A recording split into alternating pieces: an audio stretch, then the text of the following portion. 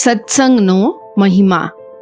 સત્સંગનું મહત્વ સમજાવતા પૂજ્ય ડોંગરેજી મહારાજે કહ્યું છે કે સત્સંગ એ પરમાત્મા સુધી પહોંચવાનો સરળ માર્ગ છે. સત્સંગથી જ ગૃહસ્થ આશ્રમ સફળ થાય છે. સત્સંગથી જ મન શુદ્ધ થાય છે. માત્ર એટલું જ નહીં, પણ પૂજ્ય ડોંગરેજી મહારાજે તો એમ પણ કહ્યું છે કે ગૃહસ્થ આશ્રમમાં પતિ પત્ની બંને એકાંતમાં બેસી જો કોઈ પવિત્ર ગ્રંથનું વાંચન કરે, કીર્તન કરે, તો જે આનંદ યોગીઓને સમાધિમાં મળે છે તે જ આનંદ ગૃહસ્થ ઘરમાં જ મળી શકે છે. જે ઘરમાં નિત્ય સત્સંગ થાય છે ત્યાં કળિયુગનો ભય રહેતો નથી.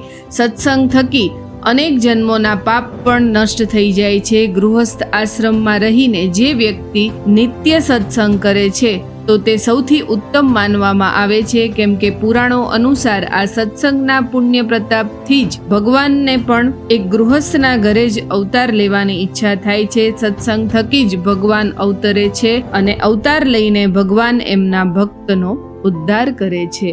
જય માતાજી.